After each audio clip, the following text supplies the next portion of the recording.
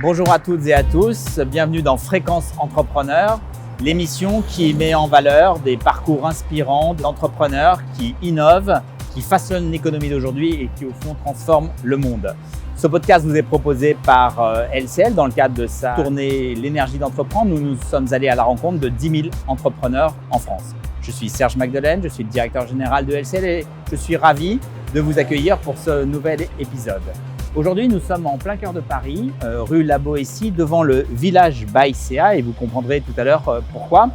Et j'ai le plaisir d'être accueilli par Alain Diduca, qui est à la fois le cofondateur et le directeur général de Circle Mobility. Circle Mobility est une jeune entreprise qui a pour ambition de transformer la mobilité urbaine, rien que ça. Et pour ça, a créé un véhicule un peu particulier, qui est un véhicule partagé, un véhicule connecté et un véhicule à zéro émission. Et avant d'embarquer et de discuter de Circle Mobility, Alain, peut-être vous demander plus personnellement, qu'est-ce qui vous a déclenché l'envie d'entreprendre ? Tout d'abord, Serge, je voudrais vous remercier de faire partie de ce podcast et quelque part de cette aventure de rencontre avec des entrepreneurs. Le déclenchement, c'est, je crois comme pour tout entrepreneur, un poil d'énergie, et peut-être même beaucoup, du positivisme. Il faut être très positif et parfois un peu inconscient. Ou en tout cas se dire allez, j'y vais, alors qu'en fait on pourrait analyser tous les risques et se dire j'y vais pas. Non, un entrepreneur il y va. Bon, on va avoir l'occasion d'en discuter. Merci. On embarque. Merci. Alors Alain, peut-être pour ceux qui ne connaissent pas Circle Mobility, peut-être vous pouvez nous dire un petit peu ce qu'est cette entreprise ? Oui, on a créé Circle Mobility en 2019 avec Éric Boulier, mon partenaire qui est l'ancien patron de Renault et McLaren Formule 1. On s'est rencontrés vraiment par hasard avec des amis et au bout du compte, on a fini par échanger. Eric quittait la Formule 1, moi je quittais les deux roues. Et donc on s'est dit, mais une 4 roues innovante dans les rues, électrique. Est-ce que ça n'est pas la chose à faire? Parce qu'aujourd'hui, ce véhicule n'existe pas. Ça, c'était en 2019. 2019. Et à partir de là, on a développé Circle. On a parfois fait des choses à l'envers, mais volontairement. Exemple, on a d'abord discuté avec nos futurs clients plutôt que de développer quelque chose et leur demander, parce qu'en voiture, ça n'est pas faisable. Et donc, on a discuté avec des gens comme Sixt, comme Lime, Tierdot, Enterprise, pour voir qu'est-ce qu'il faut faire pour qu'un véhicule en autopartage puisse être rentable dans une ville, parce que c'est extrêmement compliqué. Et c'est ça le problème qu'il y a encore aujourd'hui, puisque nous serons commercialisés seulement à partir du mois de septembre. Et toute l'étude qu'on a faite depuis lors, c'est vraiment ça. C'est qu'est-ce qu'on doit faire pour faire en sorte telle que l'engin soit rentable, que les gens aiment l'utiliser. Et donc à partir de 2022, là on est passé au développement du véhicule lui-même. C'est de là qu'est né Circle. Ce véhicule ici est de 2023. Il a fait énormément de kilomètres avec des clients pour vérifier si tout ce qu'on avait... Là on est dans le prototype. Alors. On est dans le deuxième prototype produit. Et l'idée était de voir est-ce que les directions dans lesquelles on est allé sont les bonnes directions. C'est le cas. Et maintenant, les prototypes suivants sont homologués et la production commence au mois de septembre. D'accord, donc les premiers euros de chiffre d'affaires viendront à partir de fin d'année. Tout à fait. Ça. Oui. Peut-être aujourd'hui, donc, on voit bien que l'entreprise est une entreprise avec de la technologie, mais avec un impact aussi sociétal. Pour vous, ça veut dire quoi une entreprise à impact ? Une entreprise à impact, ça veut dire que, je dirais souvent, à la base, on a considéré qu'on voulait apporter quelque chose à la société. Quand on regarde Paris il y a 10 ans, quand on regarde Paris aujourd'hui, il y a déjà une différence qui est gigantesque. Et on veut apporter notre pierre à l'édifice. La pierre à l'édifice, c'est quoi ? C'est de dire, il faut aussi un 4 roues. Il n'y a pas que les 2 roues. On peut avoir peur du 2 roues, il peut faire très mauvais. On peut avoir des besoins de charger quelque chose. Et là, tant qu'à présent, les opérateurs nous ont clairement dit, là pour le coup, il n'y a pas. Et donc l'impact, c'est ça. Et la deuxième chose sur l'impact, c'est faire que ce soit très vite multiplié. Faire une voiture particulière, spéciale, etc., mais qui va se vendre à 15 exemplaires, c'est pas grand-chose. Notre idée, c'est vraiment de faire un véhicule qui va se répandre dans toutes les villes européennes très rapidement, parce qu'il apporte une solution, que ce soit aux entreprises ou aux opérateurs de mobilité. Justement, sur ce sujet, quand on parle d'entreprise à impact, souvent on peut avoir un antagonisme entre d'un côté je crée du bien pour la société ou l'environnement, mais de l'autre je voudrais aussi être rentable et que mon résultat d'exploitation soit bon. Comment on arrive à conjuguer les deux? Peut-être en prenant la méthode qui a été la nôtre, qui est de dire qu'est-ce que je dois faire pour arriver à joindre ces deux bouts-là qui a priori sont antagonistes.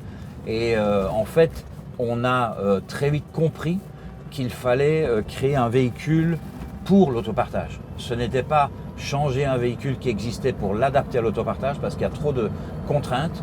On a donc choisi la solution inverse, c'est de dire qu'est-ce qu'on doit créer. Et c'est évident que vous voyez le véhicule ici. Je ne risque pas, moi, d'acheter un véhicule qui est aussi dépouillé à l'intérieur, même si c'est très agréable. C'est vraiment un véhicule fait pour l'autopartage. Dans l'autopartage, ici, par exemple, le véhicule est très facilement nettoyé. C'est un deuxième avantage. Donc, on a vraiment fait les deux en même temps, en estimant que si on veut apporter, contribuer à la société, c'est avec une solution qu'on peut développer partout. Mais là où ça est très différent de ce que j'ai pu voir jusqu'à présent, c'est qu'en fait, vous avez designé le véhicule pour de l'autopartage et non adapté le véhicule. Oui, tout à fait. By design, nativement, c'est un véhicule d'autopartage. C'est vraiment la décision qu'on a prise dès le départ, vu les contraintes. Donc, c'est clair que de l'échange de batterie comme nous avons, on peut l'imaginer pour un véhicule particulier, mais la technologie ne sera pas la même. Mais par exemple, faire qu'un pare-choc soit divisé en trois, parce que la plupart des chocs, c'est aux quatre coins. Donc ne pas faire en sorte telle que notre entreprise gagne de l'argent par la vente des pièces détachées, mais simplement nous avons et nous aurons un succès commercial parce que nous répondons à un besoin qui est de dire soyons les moins chers du marché dès qu'il s'agit de réparer. Parce que dans l'autopartage, on répare plus, bien entendu, qu'avec des véhicules particuliers. On fait moins attention. Et donc, tout le véhicule, de manière native, a été conçu de cette manière-là. Et alors, quand on veut à la fois changer le monde, qu'on design un véhicule qui n'existe pas, est-ce qu'on trouve facilement des investisseurs? Ah non. Ça, c'est un vrai... Qui ont parfois des comportements un peu prudents, on va dire. Bien sûr, bien sûr. Et c'est clair que c'est évidemment différent, on le sait, en Europe par rapport aux États-Unis et en Chine, où il va y avoir des gens qui prendront peut-être plus facilement des risques parce que ils laisseront parler leur instinct. Ici, on a dû faire les choses pas à pas. Je vous dirais que si on avait eu les fonds dès le départ, on aurait sorti notre véhicule ou on aurait commencé à le commercialiser bien plus tôt. Donc il a fallu convaincre des investisseurs, suivre la méthodologie, le love money, les business angels, puis après private equity. Maintenant on arrive private investor, et maintenant on arrive au VC, mais ça a été un long chemin parce que en plus pour un investisseur c'est quand même pas évident d'investir dans une société qui a un business model très particulier. Il n'y a pas de métrique, il n'y a rien. Tout est atypique dans votre entreprise. Tout est atypique, voilà. Ouais. Et vous avez eu une période d'incubation de la société au sein du village ByCA. Ça a été un choix réfléchi, c'est une opportunité qui s'est présentée? Oui, tout à fait. Il y a eu le choix et l'opportunité, en gros. Le choix parce que l'avantage du village ByCA, par exemple, par rapport à des concurrents que je ne nommerai pas, mais qui sont beaucoup plus gros à Paris en tout cas, c'est qu'il permet une incubation de 2 ans. Et pour un projet relativement quand même industriel, même si la partie digitale l'est moins, il est évident qu'une incubation de 6 mois ne correspond pas. Donc pour le coup, Station F et d'autres n'auraient pas convenu. Et par ailleurs, nous avons eu un excellent support, je dirais surtout pendant les 2-3 premières années, parce que nous étions une start-up et que ça nous a permis de rentrer dans cet écosystème de start-up et d'avoir énormément d'informations qui étaient très importantes pour nous. On voit très bien que vous dirigez une entreprise qui a l'obligation d'être très innovante.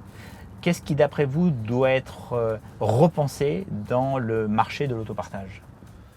Je dirais qu'il y a 2 choses. Il y a d'une part les entreprises qui pourraient utiliser les véhicules en autopartage pour compte propre, et puis il y a les opérateurs d'autopartage. En ce qui concerne les entreprises, je dirais que leur problème, ils nous le disent tous les jours, ils savent qu'ils doivent respecter la loi l'homme, ils savent qu'ils doivent partir vers la décarbonation de leur parc. Donc la recherche, elle est là. Jusqu'ici, le vrai problème qu'ils ont, c'est les coûts. Ça coûte beaucoup trop cher. Un véhicule électrique coûte vraiment plus cher qu'un véhicule à moteur thermique. et ils ont découvert aussi que l'entretien coûtait beaucoup plus cher.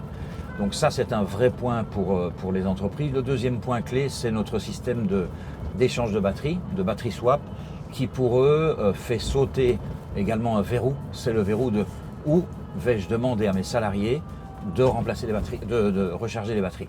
Il n'y a pas assez de bornes de recharge, et donc à partir de là, c'est un gros problème. En ce qui concerne les opérateurs d'autopartage, nous sommes plus dans le fait de dire, le battery swap résout le problème, c'est important.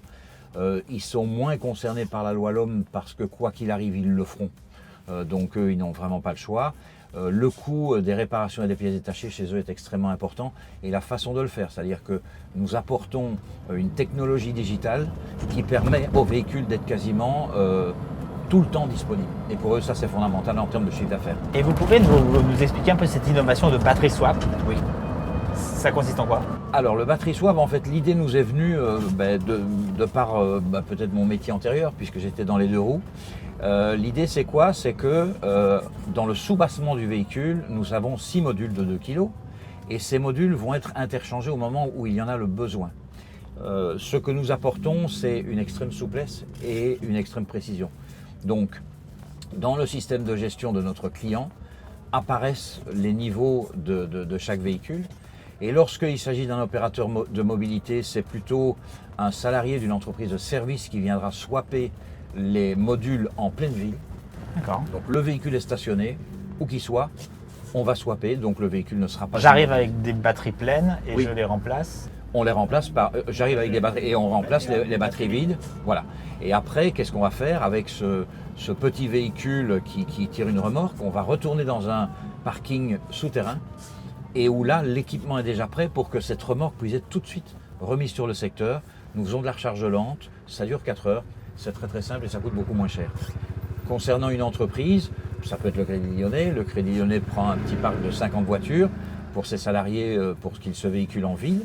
Puis là, c'est un peu différent. Il va y avoir un système d'armoire de recharge au sein du Crédit Lyonnais, et soit donc dans le parking, et soit une entreprise comme La Poste peut très bien faire le changement de module, ou bien parfois il y a des entreprises qui ont des techniciens dédiés et ils n'auront qu'à changer les voitures, donc ce sera très très simple.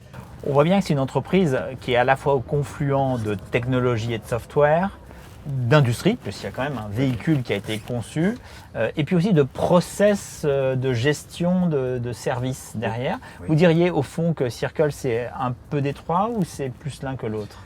Alors, nous n'allons pas prester les services, mais nous allons donner l'information aux sociétés de services. C'est-à-dire que, quel que soit le client, quelle que soit la méthodologie qu'il est, donc soit je fais en interne, soit je sous-traite cette partie-là à une société, il y a les tableaux de bord, il y a le système de gestion et l'information, elle est en temps réel.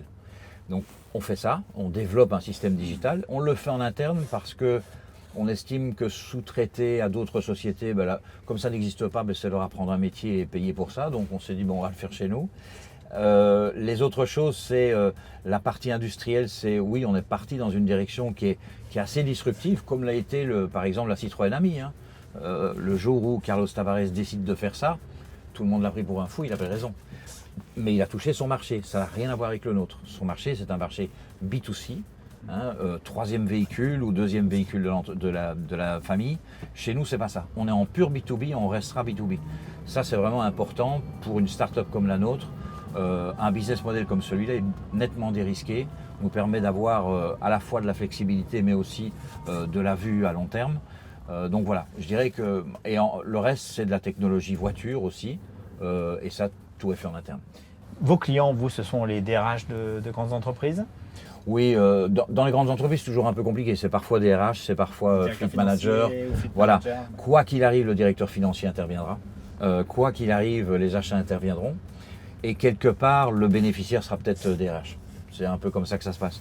Donc là, on a un petit peu appris comment il fallait faire. Et on sait aussi que nous apportons une solution qui leur convient. C'est-à-dire que plutôt que de vendre le véhicule, on le loue. On loue toute la solution, y compris le système digital.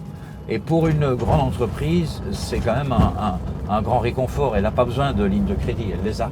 Par contre, se dire, ma petite start-up, la Circle, avec laquelle je vais nouer un partenariat à long terme, le fait qu'elle me loue la solution avec comme partenaire EDF Caisse des dépôts, ça prouve quand même qu'ils ont été adoubés par des gens qui sont des pros. Donc ça aussi, ça aide.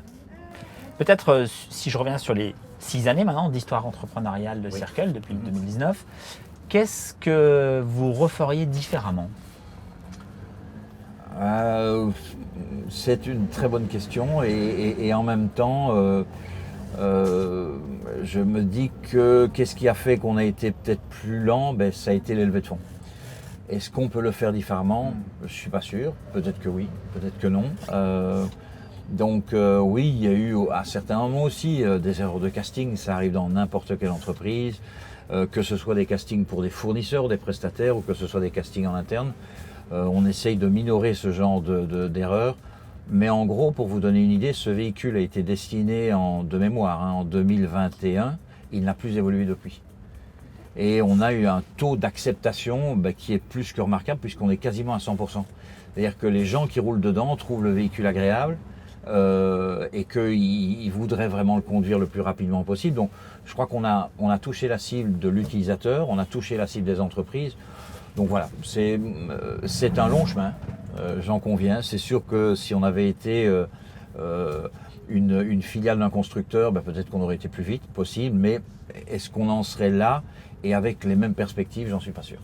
Et peut-être, comme je vois que vous avez aussi, comme moi, quelques cheveux blancs, vous êtes un entrepreneur chevronné, ça fait déjà 20 ans que vous êtes entrepreneur. Oui. Quels conseils vous donneriez à des jeunes entrepreneurs qui veulent se lancer?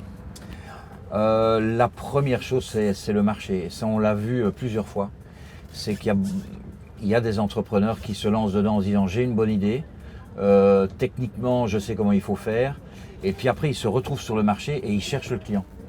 Ça, c'est quelque chose dans notre métier qu'on a beaucoup vu. Des professeurs d'imbus qui ont inventé des véhicules qui sont magnifiques en fait, mais ils n'ont pas regardé s'ils pourraient le vendre après. On a fait exactement l'inverse et je crois qu'on a raison. Maintenant, c'est peut-être les cheveux blancs qui ont fait ça. Je regarde s'il y a un marché, je regarde comment je vais l'adresser, je regarde les coûts, je regarde s'il y a des concurrents potentiels beaucoup plus importants que moi qui pourraient me broyer rapidement. Donc voilà, moi le conseil c'est ça, c'est vraiment l'étude de marché pour commencer. Merci beaucoup Alain pour cet échange. On est dans ce véhicule, il est très épuré, très agréable et je vous souhaite et je lui souhaite une très longue vie d'autopartage dans les entreprises en France. Merci Serge. Merci.